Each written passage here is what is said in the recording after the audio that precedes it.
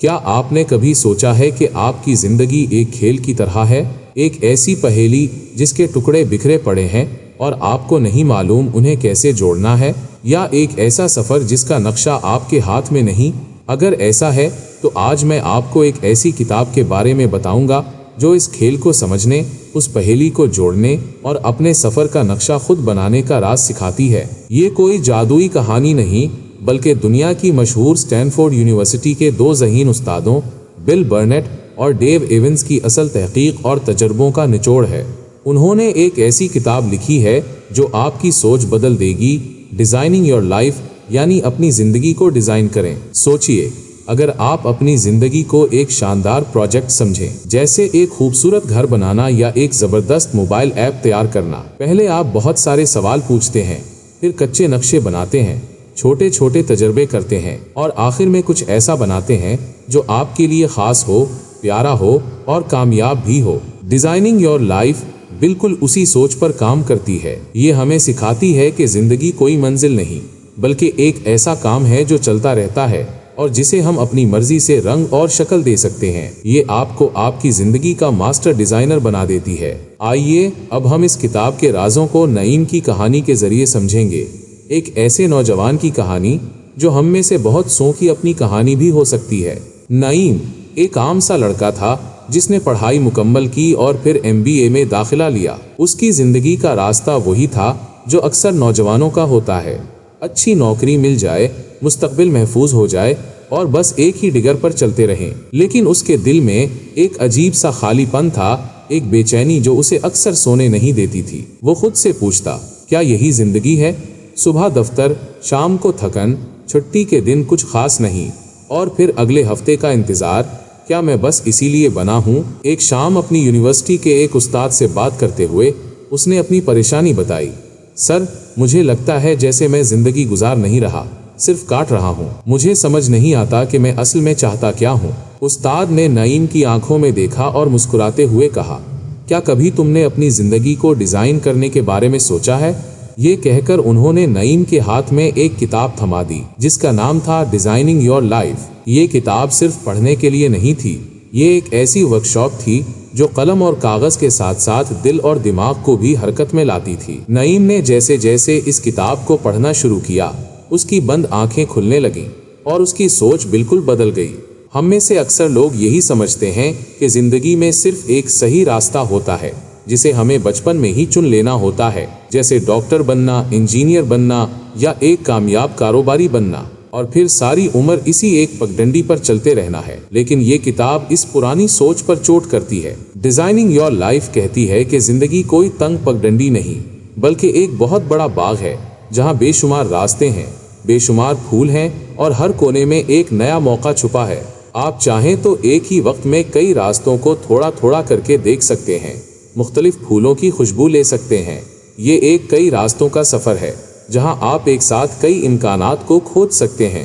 نعیم نے سوچا، کیا میں صرف اکاؤنٹنٹ بننے کے لیے پیدا ہوا ہوں؟ کیا مجھ میں کچھ اور نہیں؟ اسے یاد آیا کہ اسے تصویریں کھینچنے، فوٹوگرافی کا بھی شوق تھا اور بچوں کو پڑھانے میں بھی اسے بہت خوشی ملتی تھی۔ کتاب نے اسے ایک دلچسپ کام دیا، اپنی 3 مختلف زندگیاں ڈیزائن کرو۔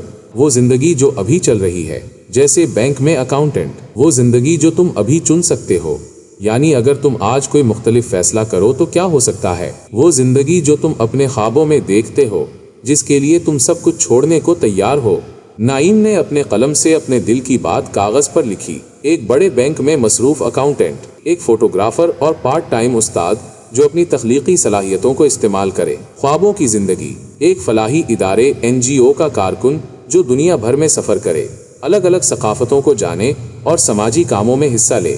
یہ صرف خیالات نہیں تھے، یہ پہلا قدم تھا اپنی زندگی کو بالکل نئے طریقے سے دیکھنے کا، ایک ایسا طریقہ جو آزادی اور امکانات سے بھرا تھا۔ کیا کبھی آپ نے غور کیا ہے کہ دن کے کن لمحوں میں آپ مکمل طور پر خوش محسوس کرتے ہیں؟ کس کام کو کرتے ہوئے آپ کو وقت گزرنے کا احساس ہی نہیں ہوتا، اور کون سے کام آپ کو تھکا دیتے ہیں؟ کتاب کہتی ہے کہ زندگی کی ڈوری کو تھامنے کے لیے اپنی اچھے وقت کی ڈائری بناؤ۔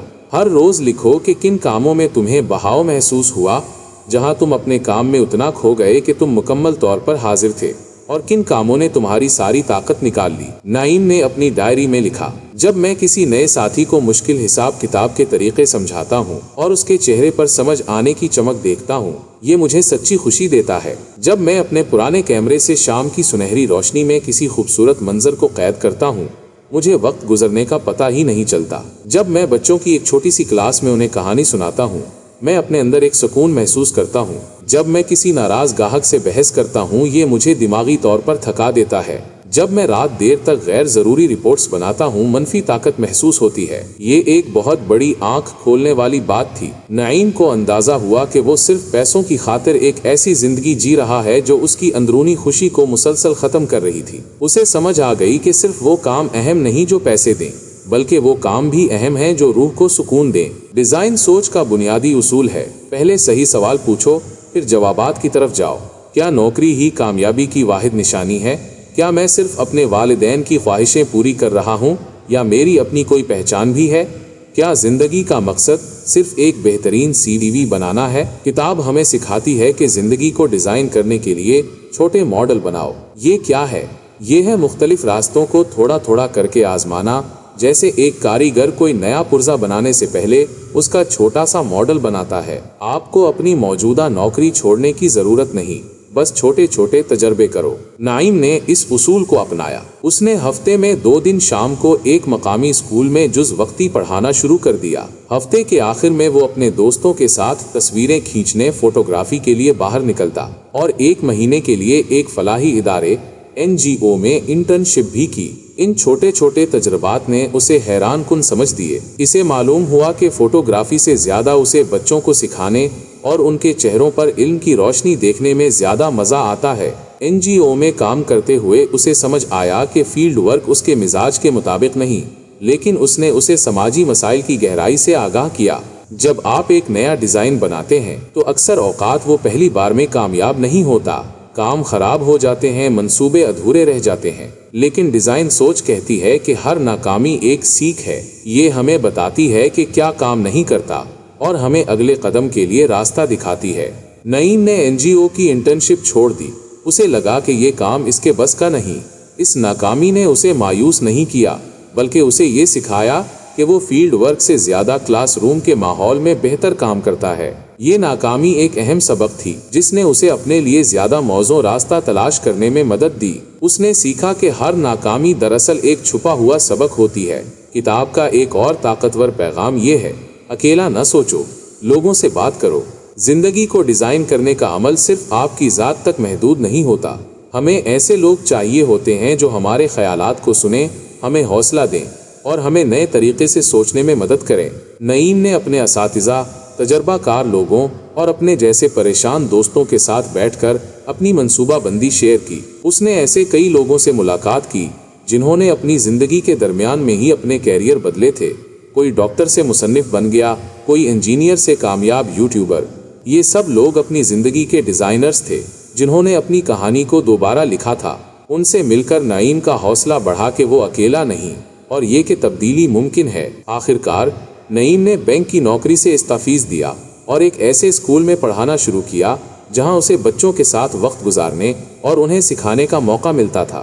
साथ ही उसने अपनी फोटोग्राफी के शौक को एक YouTube चैनल की शक्ल दी जहां वो बच्चों को अच्छे तरीके से फोटोग्राफी सिखाता था। अब वो सिर्फ कमा नहीं रहा था, बल्कि वो सीख रहा था, आगे बढ़ रहा था और सबसे अहम, वो जी रहा था। उसके अंदर का खालीपन भर चुका था। वो समझ चुका था कि जिंदगी कोई पहले से तयशुदा हल नहीं, बल्कि एक मुसलसल जारी रहने वाला अमल है और इस अमल को डिजाइन करने का हक सिर्फ एक के पास है, खुद आपके पास। यही है बिल बर्नेट और डेव एवंस की डिजाइनिंग योर लाइफ का सबसे बड़ा पैगाम। कोई भी इंसान फंसा हुआ नहीं होता। हमें बस जिंदगी को एक डिजाइन के काम के तौर पर देखने का फन सीखना होता है, जहां हर नाकामी एक सीख है और हर तजर्बा एक नया दरवाजा खोलता है।